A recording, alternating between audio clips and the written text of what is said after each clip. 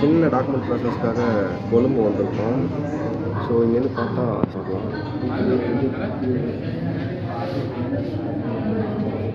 ஆக்சுவலாக என்ன document process அப்படின்னு பார்த்தா என்னோடய என்ஐசி அப்டேட் பண்ணலான்னு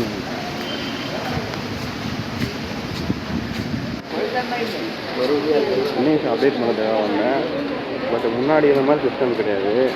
எல்லாமே வந்து டிஸ்பிளே ஆகுது. ஸோ வந்து முன்ன மாதிரி இல்லாமல் லைக் என்ன சொல்கிறது, சிங்களம் தெரியாமல் ஃபஸ்ட்டு வந்து கஷ்டமாக இருந்துச்சு. இப்போ வந்து 3 லாங்குவேஜ்லேயுமே ஒரு ஸ்க்ரீன் மாதிரி வச்சு டிஸ்பிளே பண்ணுறாங்க. கம்பேர்ட் டு 2015 இப்போ பார்த்தீங்கன்னா மோர் எல்லாமே டெவலப் ஆகிருக்கு. எனக்கு என்ன சொல்கிறதுனா, கீழே கிரவுண்ட் ஃப்ளோரில் வந்து அப்ளிகேஷனை கொடுத்துட்டு எனக்கு வந்து 9th ஃப்ளோரில் வந்து நம்ம போய்ட்டு நம்மளோட பேமெண்ட்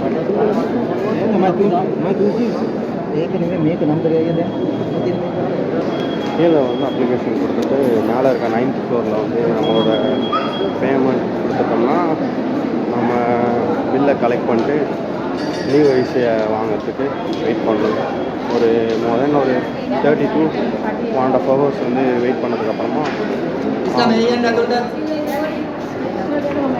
முன்னாடி இருந்த ப்ராசஸ் வந்து நான் மார்னிங் போனோம்னா ஈவினிங் ஆகிடும். அதாவது 1 day ப்ராசஸ். பட் இப்போ அதை விட கொஞ்சம் ஃபாஸ்ட்டாக இருக்குது. ஆஃபீஸ் பார்த்தீங்கன்னா பாஸ்போர்ட் ஆஃபீஸ்லேருந்து அப்படியே நேராக போய் ஒரு ரைட் கட் பண்ணோம்னா இங்கே தான் வந்து என்ஐசி அப்டேட் பண்ணுறதுக்கான இடமும் இருக்குது. நாங்கள் ஃபஸ்ட்டு தெரியாமல் போயிட்டு, ஏன்னா இடம்லாம் சேஞ்ச் பண்ணிட்டாங்க. ஃபஸ்ட்டு வந்து பாஸ்போர்ட்டோட அங்கே பண்ணுற அந்த இடத்துக்கு போயிட்டோம்.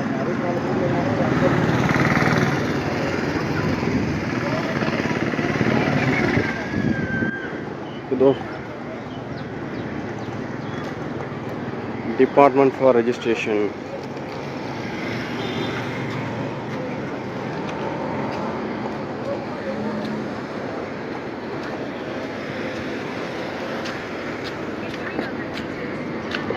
வந்து ஒரே பில்டிங் தான். பட் ஐசிக்கு வந்து இதுதான் என்ட்ரி.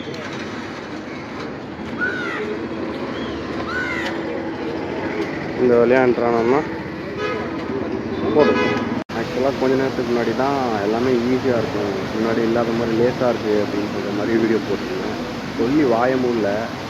கரெக்டாக கேட் நம்பர் 3 போயிட்டு 2nd floor போகணும். ஆக்சுவலாக பாஸ்போர்ட்லேயும் வந்து அப்டேட் பண்ணணும் என்ஐசியை.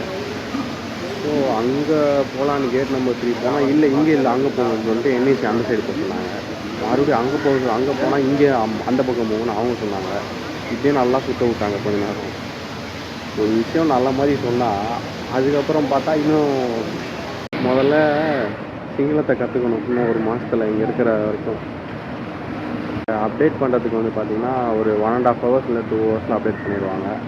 கலெக்ட் பண்ணிட்டு மறுபடியும் ஹோம் டவுன் போக வேண்டியதுதான். ஆக்சுவலாக கொழும்பு வந்தது பார்த்திங்கன்னா முக்கியமான டாக்குமெண்ட் ப்ராசஸ்க்கு மட்டும்தான்.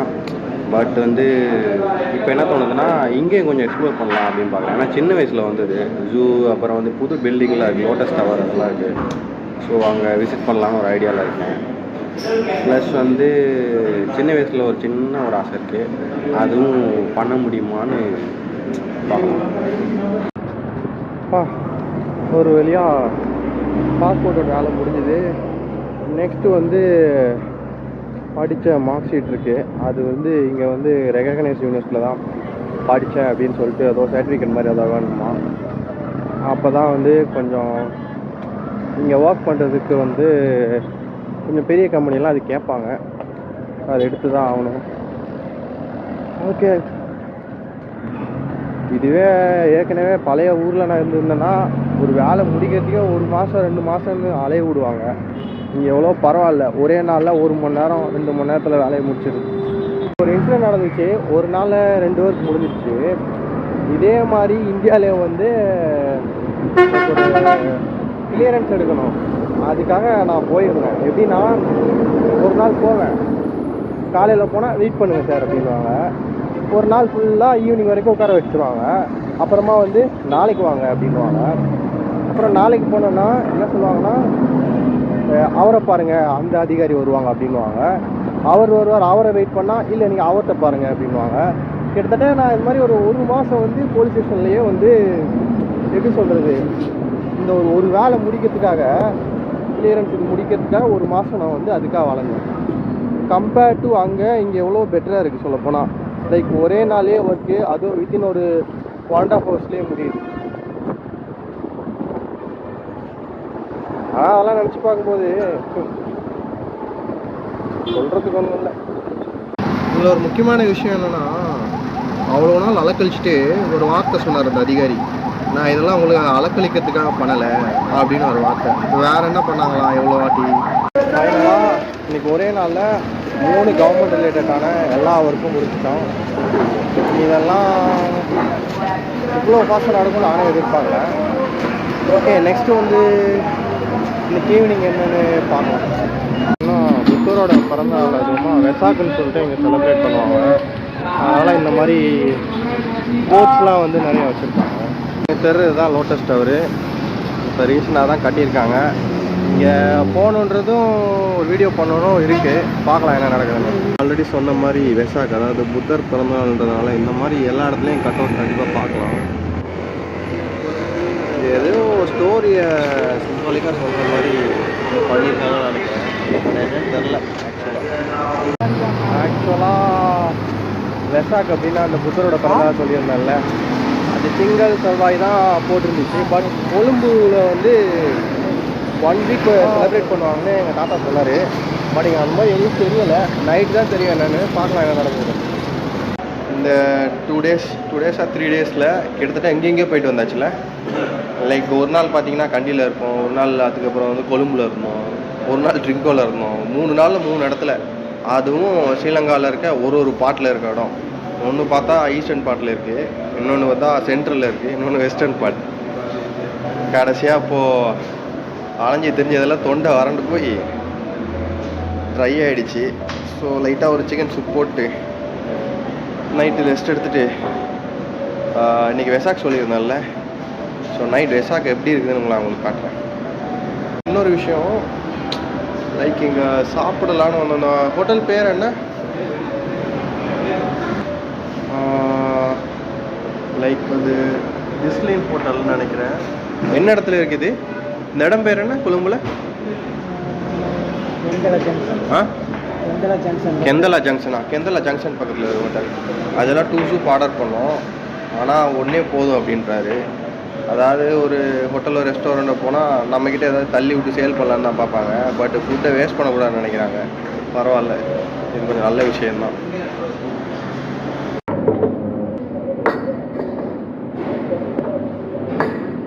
நம்ம வெயிட் பண்ணிட்டு இருந்தது சூப் வந்து வந்துருச்சு. Chicken and egg soup. Taste எப்படி இருக்குன்னு பார்க்கலாம்.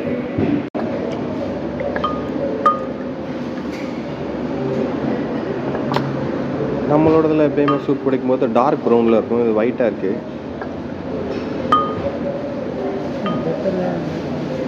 பெப்பர் எடுத்துகிட்டு வரேன்னு சொல்லியிருக்காரு, மறந்துட்டார் போல். எனக்கும் சாப்பிட்றத வீடியோ இருக்கணும் தான் ஆசை. ஆனால் எனக்கு சாப்பிடும்போது வாய் ஒரு மாதிரி போகும், அது பார்க்கவே நல்லா இருக்காது. நான் டேஸ்ட் பண்ணிட்டு எப்படி இருக்குன்னு சொல்கிறேன். எப்படின்னா, எங்கள் அப்பா வந்து சின்ன வயசில் 4th or 5th ஸ்டாண்டர்ட் படிக்கும்போது ஒரு வாட்டி கடைக்கு போய் ஒரு சூப் ஒன்று வாங்கி கொடுத்தாரு. சேம் அதே டேஸ்ட்டு இது இந்த கடையிலையும் அதே மாதிரி இருக்குது. நல்லா இருக்குது ஆக்சுவலாக. பழசெலாம் ஞாபகப்படுத்துதுப்பா.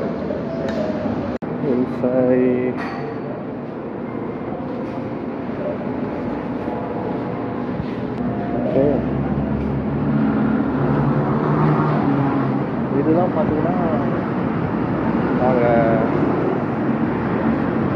இந்த பக்கம் பார்த்தா தெரியாது. பில் வந்தால் இந்த ரெஸ்டாரண்ட் வந்தீங்கன்னா சிக்கன் அண்ட் எக் சூப் வந்து ட்ரை பண்ணி பாருங்கள், இது பெட்டராக இருக்குது. ஓகே, நம்ம நெக்ஸ்ட்டு மூவ் பண்ணலாம். ஆக்சுவலாக முன்னாடி ஒரு வண்டி அடிச்சுட்டு இருக்காரு.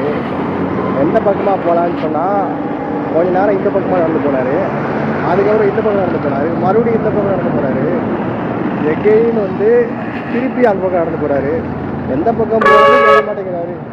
இந்த மூக்கை வந்து மலையை சுற்றி தோடுற மாதிரி கதையாக இருக்குது.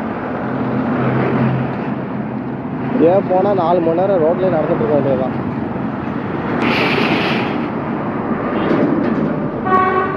இப்படி இந்த பக்கமாக வந்து இதோட 5வது வாட்டின்னு நினைக்கிறேன். மறுபடியும் இந்த பக்கம் நடந்து வரணும். அங்கே போயிட்டு கொஞ்ச நேரம் கழிச்சு மறுபடியும் சொல்ல வரான்னு தெரியல. பக்கமும் இல்லாமல் இந்த பக்கமும் இல்லாமல் ஆட்டோலே ஏறி போகலான்னு முடிவு பண்ணிட்டோம். நைட்டு பிளான் சேஞ்ச் பண்ணிட்டு கொஞ்சம் ரெஸ்ட் எடுத்துகிட்டு நைட் ஷோ ரெட்ரோ மூவிக்கு போகலான்னு பார்க்குறேன். பட் ரெட்ரோ மூவியில் ஒரு சீன் பார்த்தேன். லைக் ஸ்டார்டிங்கில் வந்து கொஞ்சம் லவ் சீன் மாதிரி போயினாலும் இடையில ஒரு ஸ்டேட்டஸ் ஒன்று பார்த்தேன். என்ன மாதிரி சொல்லுதுன்னா, அந்த ஃபோட்டோவை கிழிச்சு போட்டு தலையும் அப்படியே வேற லெவலில் நடந்து வருவான். அப்புறமா இன்னொன்று வந்து ட்ரெண்ட் ஆகிட்டு இருந்துச்சு. என்ன சொல்கிறதுனா, ஹீரோ வந்து ஒளிஞ்சிருந்து ஹீரோயினை பார்த்துட்டு இருக்காங்க அந்த பழைய ஃபீலிங்கோட.